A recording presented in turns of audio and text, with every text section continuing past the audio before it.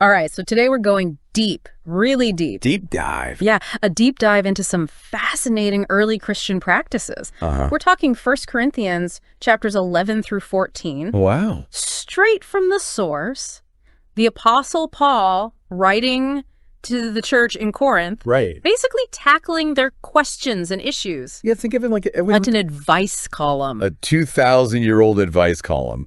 But But still relevant. surprisingly relevant, right? For us today, yeah. Yeah. Touching on everything from worship to spiritual gifts to love. To love, yeah, it's amazing how It's a lot to cover. these chapters, they're not just theological. Right. They're practical. They give us a roadmap, Yeah. like for how to live and interact in a community. Almost like Paul anticipated all the challenges we face even today. He did. So chapter 11, it jumps right into head coverings and worship. Oh, yeah. And I admit, my first thought was, is this even relevant today? But then I was thinking maybe it's less about the literal head covering and more about the attitude we bring to worship. Yeah. Yeah. Absolutely. The deeper message here is about approaching God with reverence Okay. and humility. I like that. And, that idea of being intentional, of mindfulness, even in actions that become routine, Yeah. that's something we can all relate to, That's true. Yeah. religious or not. It's like even just like making your bed in the morning. Exactly. It's The intention it's about starting the day with a purpose. with a purpose. Not just a tidy room. That's it. And Paul's emphasis on doing everything yeah. for the glory of God. Okay. That ties right into that. Yeah. It's about recognizing a greater purpose, Yeah. even in those little things. Like mundane. Yeah. Yes. But then Paul gets pretty intense when he talks about the Lord's Supper, Okay. communion. The Lord's Supper. Yeah. And he says taking it unworthily is a huge deal. It's a big deal. Is that a bit heavy-handed for today? Well, Are we going to get struck down by lightning? it's about understanding the context. Yeah, grabbing a cracker and some grape juice. Paul's words, they reflect that deep reverence Okay. that early Christians had for the Lord's Supper. Mm-hmm. But if we distill it for today, Okay. it's about self-reflection. All right. Are we living in a way that aligns with our beliefs? Are we allowing those beliefs to transform us? It's less about being wordy in some Exactly. absolute sense, Yeah. and more about being intentional and honest with ourselves about where we are in our faith. Exactly. Yeah. And that kind of self-examination, Right. that's valuable for everyone. I agree. Yeah. Okay, then we jump into chapter 12, Okay. spiritual gifts. Spiritual gifts. Yeah. And Paul seems pretty set on the idea that everyone has a unique role. He's adamant. Yeah. He's adamant about that. To play in the community. And he uses that body analogy. The body, yeah. That's pretty amazing. It's brilliant. Yeah. Because it highlights It's so clear. how interconnected we are. Yes. Just like a body needs all its parts to function. Right. A community thrives when everyone Right. contributes their own unique gifts. It makes you wonder, though, Yeah. what happens when some body parts Right. are seen as more valuable than others? That's a good point. We all know someone Yeah. who's been told they're too sensitive or too quiet. Right, right. Are those gifts being overlooked? That's what Paul's message challenges us to think about. Yeah. How we value different contributions within the church Yeah. and in society as a whole. So instead of comparing ourselves Yeah. to others, Right. we should be asking, what unique gift do I bring? Exactly. And how can my community benefit? It's about recognizing our inherent worth Yeah. and the unique contribution we each make. Okay, moving on to probably the most famous chapter in the Bible. Ooh, 1 Corinthians 13. 1 Corinthians 13. The love chapter. The love chapter. Yeah. But Paul's not talking about the butterflies in your stomach kind of love, is he? Not at all. Right. He defines love as an action. Okay. A verb, he lists qualities like patience, kindness, humility. Yeah. It's about choosing to act in loving ways, Okay. even when it's hard. But is there a danger in making it solely about action?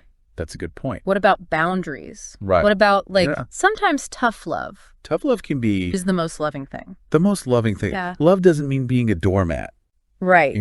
So how do we balance That's this the question. active, selfless love Right. with the need to protect ourselves and others? That's a crucial conversation. Feels like a whole other. We need to be having that, Yeah. both within our communities and in society.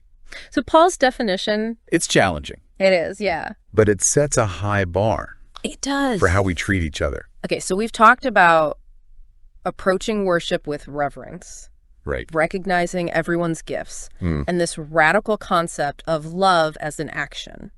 Yeah. What's next? Well, chapter 14 Okay. dives into something that might seem a little out there Oh, to modern ears. okay. Prophecy and speaking in tongues. Right. But if we look past the specifics, Okay. there's a message about the purpose of worship. Okay. I'm intrigued. It resonates. Tell me more. Paul's main point Mm-hmm. is that worship should build up the community, Okay. not just be about individual preferences. So it's less about the Yeah. individual spiritual high It's not about that. and more about contributing to something bigger To something larger, yes. than yourself. That's it. Right. He's urging us to find a balance Okay. between personal expression Yeah. and the common good. Yeah. And Right. recognizing that That whole true fulfillment often comes. individualism versus Yeah. community debate we see everywhere. That's right. Yeah. A timeless tension. It is. And Paul's words offer a framework for navigating that I like that. in a way that honors both Okay. the individual Yeah. and the needs of the community. Yeah. And within that community, there needs to be order, Structure. structure. Yeah. It's like, it's fascinating how Paul connects this Okay. to God's nature. Okay. Okay. Yeah, he says that God is not a God of disorder, Right. but of peace. So even when we're talking about something Yeah. that seems free-flowing, like spiritual gifts, Hmm. there's still this emphasis on intentionality Yes. and respect for the community. Absolutely. It's about recognizing Okay. our actions, even in worship, Yeah. they impact others. It's like even outside of religion, Yeah, order and structure can actually be freeing. that's true. Think about like a jazz band, Okay.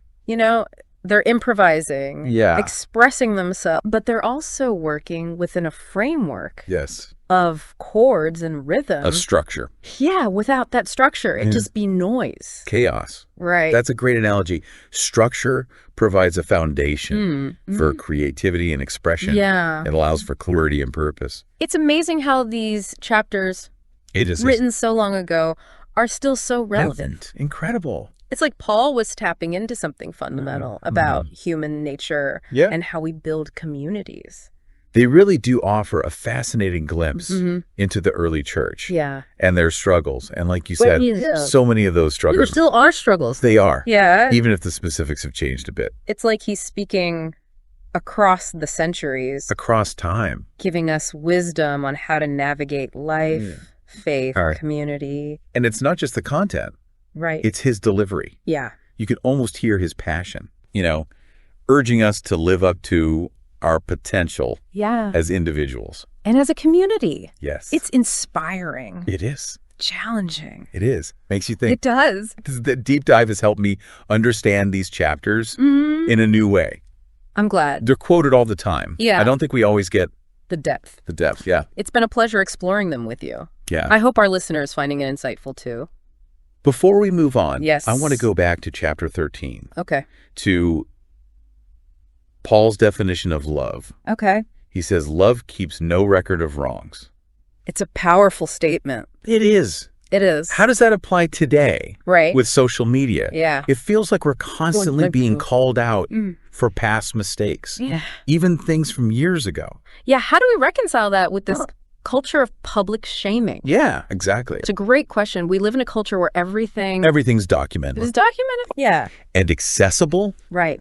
and accountability is important, It is. calling out injustice. Yes. But Paul's words, Make us think about. they challenge us to consider Yeah. how we approach these situations. What are our motives? Yeah. Are we trying to? Are we seeking restoration? Yeah. Or are we just trying to Yeah, punish shame. for shame? Yeah. So maybe it's not about ignoring It's not about that. wrongdoing, Right.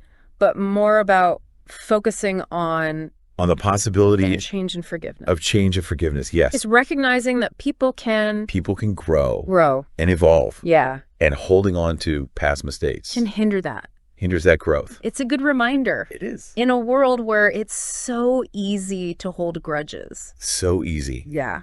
It's a challenging call, but it's also incredibly freeing. It is. Yeah. When we choose to let go, Yeah. we open ourselves up to healing for ourselves And for others. and for others. Yeah. I need a minute Take your time. to process that. These are big ideas. Oh, okay. So we've talked about worship, Yeah. spiritual gifts, Mm-hmm. the complexities of love. Whoa. Anything else in these chapters? Well, there's one more aspect Okay. that I think is particularly relevant today. Right. It ties back to what we were talking about Okay. with order in worship. Okay. In chapter 14, Mm-hmm. Paul addresses these spiritual gifts. Yeah. Like prophecy Mm-hmm. and speaking in tongues. These were common in the early church, right? They were common practices. Okay. But even then, Yeah. Paul recognized The potential for chaos. the potential for chaos Yeah. and confusion. So even though these gifts were seen as coming from the Holy Spirit, Right. there were still guidelines There were still guidelines. for how they should be used. Absolutely. He emphasizes that these gifts Okay. should be used to build up the community, Not just for show. not to cause disruption Okay. or division. So it's not about, He even says that if someone speaks in a tongue no one understands, right, it's better to remain silent. silencing those with the gifts, but It's not about silence. but more about making sure they're used Just for a- the greater good. It's about ensuring that they're used Yeah. to serve the greater good. Okay. He's concerned with order and clarity Mm. in worship, Yeah. making sure that everything points back Yeah. to God Yeah. and the edification of the believers. It's pattern. There is a pattern. Whether it's head coverings, Yeah. communion, spiritual gifts, or even love, Even love. Paul emphasizes intentionality, Mhm. respect for community, Yes. using our gifts and freedoms In a way Okay. to build others up, that builds others up. Yes. not tear them down. Exactly. So if we had to distill Paul's message For today, to our listener today, what would it be? Yeah. I would say our actions, even those from good intentions, There you go. have an impact on others, and we Yeah. have a responsibility. to use our gifts and freedoms to build up the community. Not cause harm or division. That's it. That's powerful It is. and so relevant today. It's a reminder that even in disagreements, Yeah. we can strive to create a more loving world, A more compassionate world. a more compassionate world. You've covered a lot in this deep dive. Yeah. From head coverings to communion, Yeah. spiritual gifts, love. It's been a journey. But I feel like there's still more to unpack. There always is. Keep going. Absolutely. Okay, so we're back for the final part of our deep dive into 1 Corinthians 11 through 14. 11 through 14, yeah. And we've seen a lot of wisdom A lot. in Paul's letters. Mhm. Surprisingly relevant for us today. I know. It's amazing. Even though some of the specific practices he talks about Right. They seem might seem a bit odd. a little foreign Yeah, to us now. to modern ears. It's fascinating, though, how these Oh. ancient texts can still speak to us They do. across the centuries. Across time. It's like, Like, he's right here with us, this is challenging us to think differently about how we live, how we interact with each other. how we build community. It's powerful. Yeah, so in our modern world, Right. where everyone's all about individualism Yeah. and personal expression, Yeah, it's everywhere. how do we apply Paul's emphasis on community,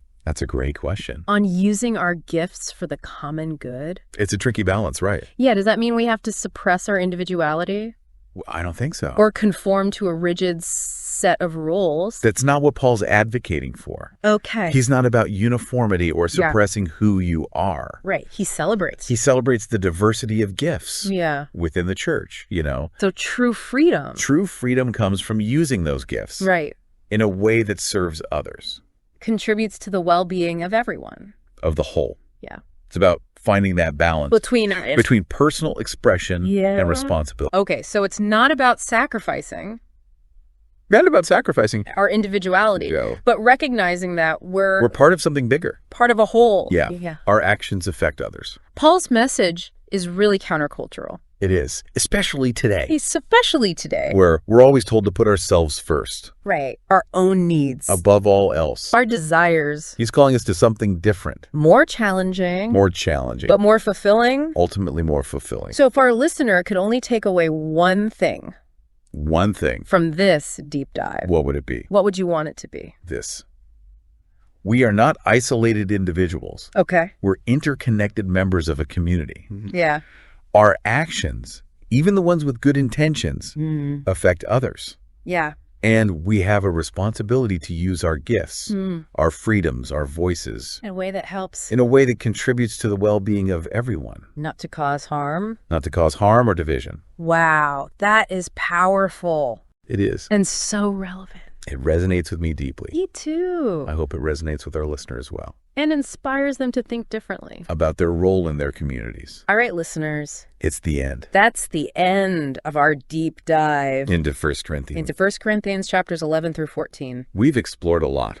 We have Ancient wisdom for today. guidance on how to live, How to connect. how to contribute. To something larger than ourselves. We really dug into the complexities. We did. Of worship, community. Spiritual gifts, the power of love. It's been illuminating. It has. I hope you found it insightful. Thought-provoking. Absolutely. As you go about your day. Your week, your life. Remember the power of love. Love as an action. A choice. Every day. And remember that even the smallest acts of kindness can make a difference. They can make a world of difference. Thank you for joining us on this deep dive. Until next time. Keep exploring. Keep questioning. And keep seeking the extraordinary in the ordinary.